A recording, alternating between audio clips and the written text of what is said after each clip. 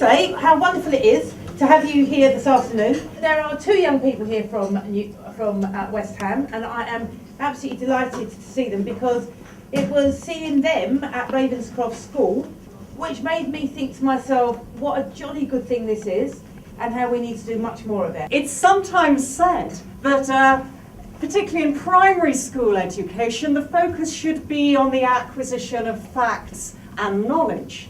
But of course, even defining what is to count as knowledge or a fact, these are philosophical questions. So I put it to you that philosophy is not some kind of luxury to be indulged in by the lucky few in some kind of intellectual finishing school. It is the foundational subject. I've got two items here. A necklace and a rather pretty gemstone. And I would like you all to imagine that these two items are magical. So we have a necklace that always makes you tell the truth, and a stone that always makes you lie. I need some volunteers. I'm going to put something down on the floor in front of you. Now, bearing in mind that you've got a stone that always makes you lie and you've got a necklace that always makes you tell the truth, what have I just put down in front of you? An iPhone. Jimmy says, an iPhone. Tammy? I can't see anything. You can't see anything. Have Jimmy and Tamiga said what they should say? Yes. Given that they're wearing these magical items, or we're imagining that they are? Well, I think she did lie, but it depends what kind of lie she did. She did lie, but it depends what kind of lie she did. Yeah. Why does it depend? Because sometimes if you can lie about something, but while you're lying, you can tell the truth. Could you quite explain why or how? Because if you said, when she said, oh, I see nothing, well, she's kind of saying the truth, because when she looks out at the floor, it depends where she looks. Wherever I look, I can see something. Wherever you look, you can see something. Yeah. Tamiga's just said that wherever she looks, she could see something. So does that mean that when you said, I can't see anything, that was a lie? Yeah. Thank you. I think she could have told the truth because she could have assumed that it was a lying stone just because you said it, but you could have been lying and that could have been the lying one.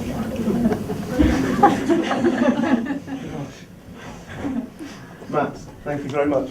Well, as you got the lying stone, I kind of did not hear what you said, but something kind of the same because she is the lying stone.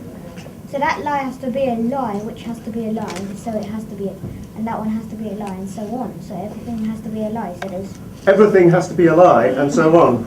So like the lie could be the truth, but the truth should be a lie, but the lie should be the lie. So you don't really have an answer for the question. So Okay, so let's stay silent. So what do you do when you're holding this? You're lying. I don't know, you're lying. I'm lying now. Yeah. Oh no. At the beginning, when you were saying that, when you put the necklace on and said it makes you tell the truth, you were holding the stone. So.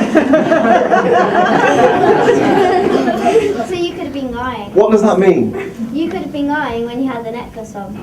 Because you're holding the stone at the same time. She said, I can see nothing, but maybe she literally blinked so she could see nothing.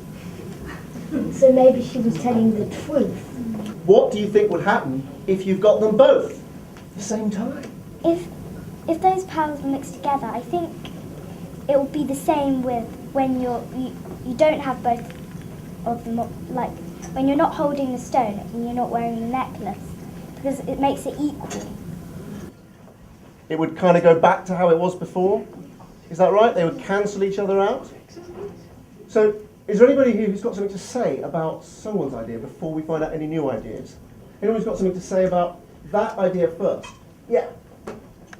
Yeah, if those two powers mixed together, you might just go with your own mind. Not the necklace or the jewelry. So do you agree or disagree with someone? Agree.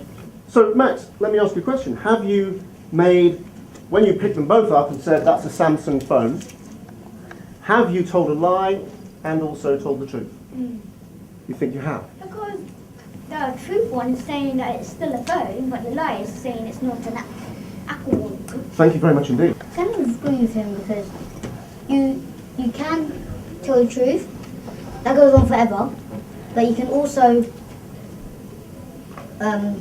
have 50% of one thing, the truth, and 50% of another thing, a lie. So is a joke lie a lie? Yeah, but it's not always a bad lie. What do you think, everybody? If you play a joke on someone, is that lying? Everybody have a minute to just talk to the person next to you.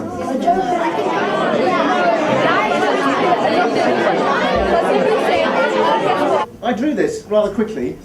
It might not be a very good drawing, but it was meant to be a ball on a table. But anyway, here's what we're going to do. I need a volunteer. Do you want to come and volunteer then? Come forward. So could you pick up the truth-telling necklace?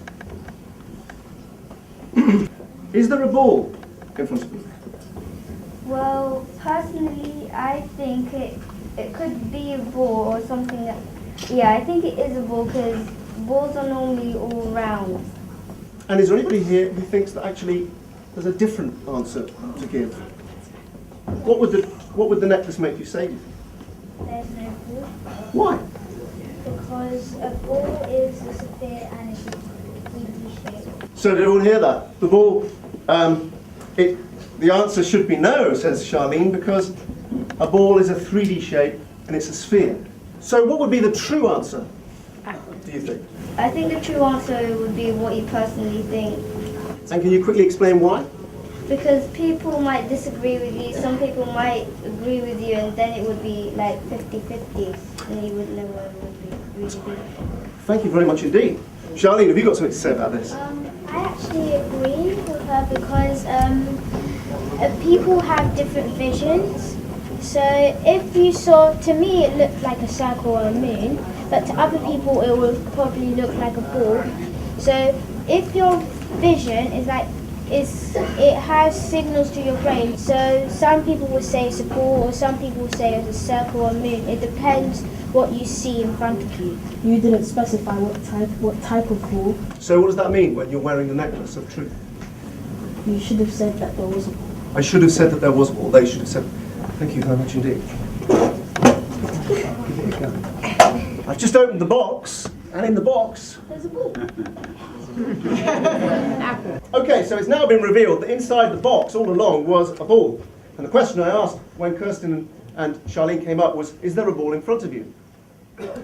Kirsten said, there is, because the picture on the front looked like one.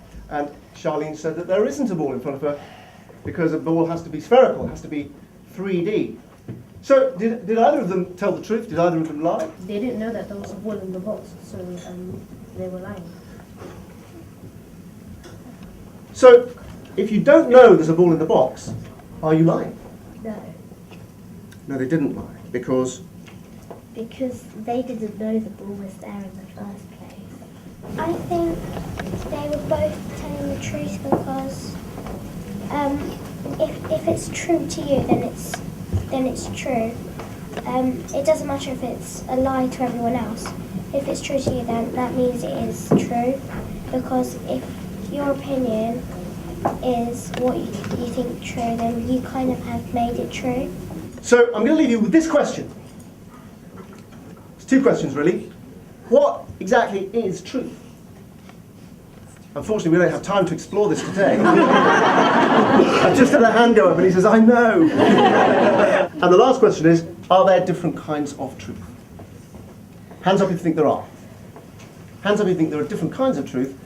Hands down, and hands up if you think, no, there's just one kind of truth. Okay, that's great, guys. Unfortunately, we won't have time to explore those ideas right now because you've done an amazing job. And thank you very much, all of you, everybody in the room, but particularly the children, for joining in today and doing philosophy like you always do. So thank you.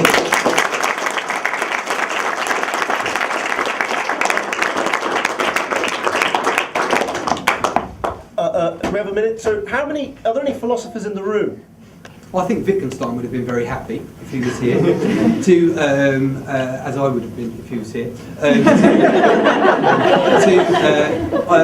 to hear you identify the fact that when you got down to, well, it depends what you mean. When Peter asked you, is there a ball there? Somebody said, I think, well, you didn't say what type of ball. Did you mean a drawing or a real ball?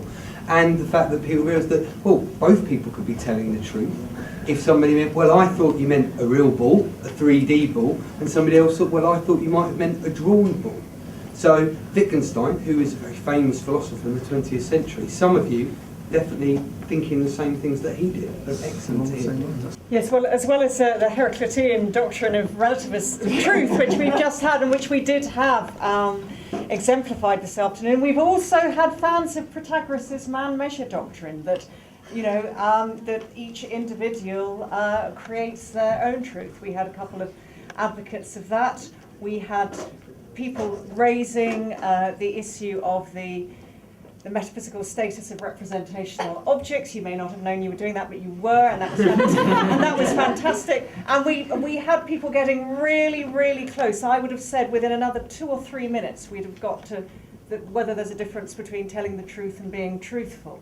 So we were very, very close to that, and I think in a class with time for a few more questions, that would have happened. So I thought we had metaphysics, epistemology, aesthetics, and the fringes of ethics. So fantastic. Also, I need to know who's got my truth necklace.